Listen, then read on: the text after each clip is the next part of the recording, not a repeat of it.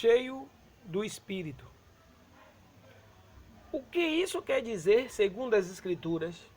Bem, cheio do Espírito significa cheio da vontade do Senhor. Na velha aliança não existia batismo no Espírito. O Espírito Santo vinha nos profetas, realizava a vontade de Deus, mas não existia batismo.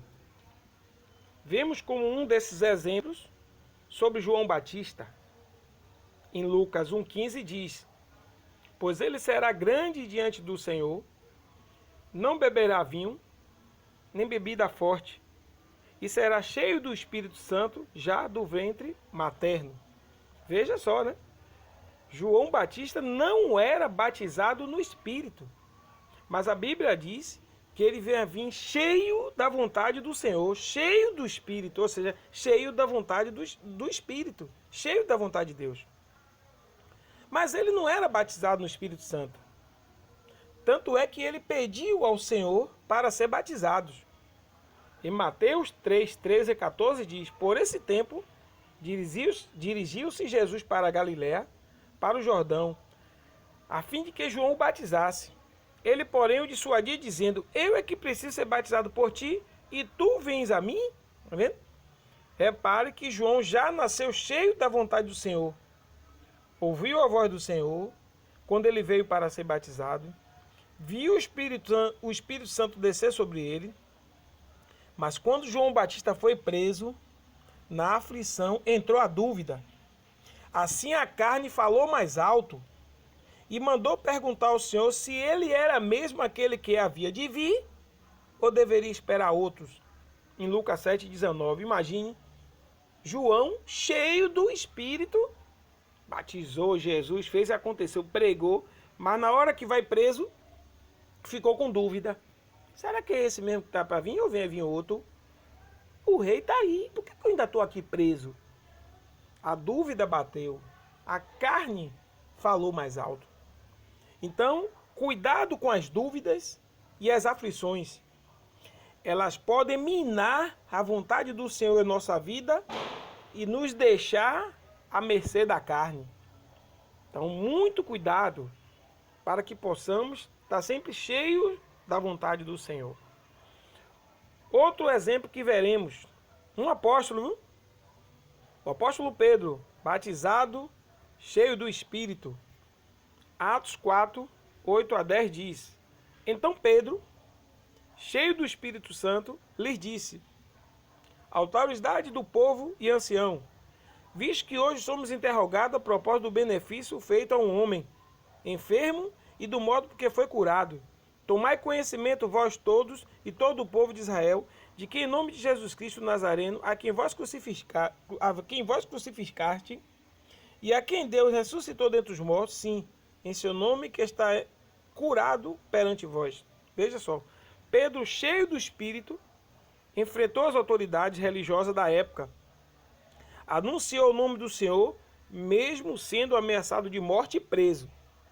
O homem, apóstolo, escolhido pelo Senhor, batizado no Espírito, a sombra do homem curava, e o homem cheio de autoridade enfrentou as autoridades da época. Bem, agora o que é que aconteceu com Pedro? Veremos nos Gálatas o que aconteceu com ele e o que o apóstolo Paulo mencionou. Gálatas 2, 11 e 14 diz: quando, porém, Cefas veio a Antioquia, resisti-lhe face a face, porque se tornara repreensível. Olha, com efeito, antes chegaram alguns da parte de Tiago, comia com os gentios. Quando, porém, chegaram, afastou-se e, por fim, veio apartar-se, temendo da circuncisão. E também os judeus dissimularam com ele, a ponto de o próprio Barnabé ter se deixado levar pela dissimulação deles. Quando, porém, vi que não procedia corretamente, segundo a verdade do Evangelho, disse a Cefas na presença de todos: se sendo tu judeu, vive como gentios e não como judeus, por que obriga os gentios a viverem como judeus? O que aconteceu com Pedro ali? Pedro se tornou repreensível. Estava na carne. Imagine, Pedro, cheio do Espírito, enfrentou as autoridades anciões. Pedro na carne temeu outro irmão. Ficou com medo de outro irmão. Imagine. Aí você se pergunta, de que é que você tem medo de falar a verdade nessa palavra? Dos evangélicos não gostar do que você fala da graça? De você ser apedrejado religiosamente? De as pessoas não gostarem que você prega a verdade, que é graça, e você não mistura mais graça, lei, tradição, judaísmo, costume? De que é que você tem medo? Pedro ficou com medo de outro irmão. Enfrentou as autoridades, foi preso, mas enfrentou. Na hora que chega outro irmão, ficou com medo. Imagine o que é a carne humana. Se tornou repreensível. Temeu os irmãos da circuncisão. Como pode um apóstolo, que enfrentou tantas autoridades, chegando até ser preso e ameaçado, passou a ter medo de outro irmão? Ali Pedro esteja cheio da vontade própria, ou seja, estava na carne. Que lição devemos tirar disso para a nossa vida, né? Para estarmos cheios do Espírito e não na carne. Vamos dar algumas opções aqui. Primeiro, leia e medite na Bíblia todos os dias. Sempre esteja lendo e meditando em algum livro das Escrituras. Sempre esteja lendo e meditando em alguma coisa das Escrituras. Segundo, ore todos os dias.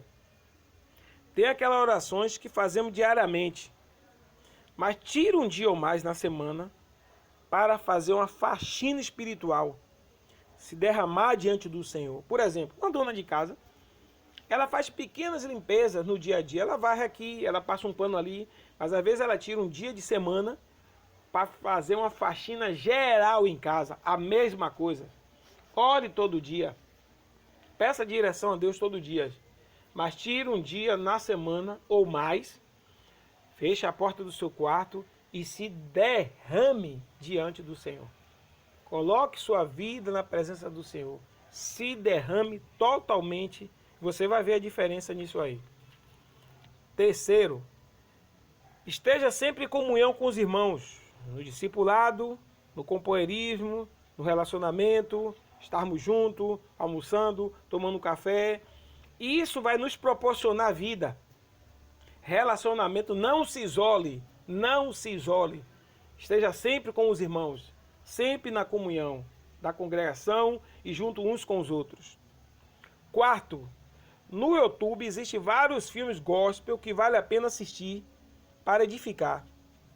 Muito bom, tem muitos filmes gospel. Você chega no YouTube e bota filmes gospel, aparece vários. Sempre que der para lazer, assista filmes gospel.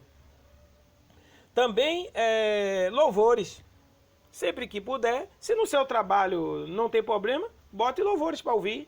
Esteja sempre ouvindo louvores. Se estiver em casa lavando roupa, bote louvores. Se estiver varrendo o chão, bote louvores. Esteja sempre salmodiando, louvando ao Senhor no Espírito. O louvor nos edifica. Isso é muito interessante. Quinto, sempre falo do Senhor para alguém todos os dias. Nunca deixe de anunciar o Senhor na família, na vizinhança, no trabalho, onde tiver gente. Sempre tente falar do Senhor. Isso vai lhe edificar. Porque falar do Senhor é viver do Senhor. Logo, se eu vivo, eu falo. Tenha sempre uma agenda na mão de pessoas que você está evangelizando, que você está pregando, que você está intercedendo por ela, para que você esteja edificado falando do Senhor todos os dias para alguém. Faça isso e a sua vida vai estar sempre edificada. Você vai estar cheio do Espírito, você vai estar cheio da vontade do Senhor. Entendeu, amados? Se você tem interesse em compartilhar sobre a graça, entre em contato através do nosso Zap 719 87 76 44 97. A graça e a paz, em nome do Senhor Jesus. Amém.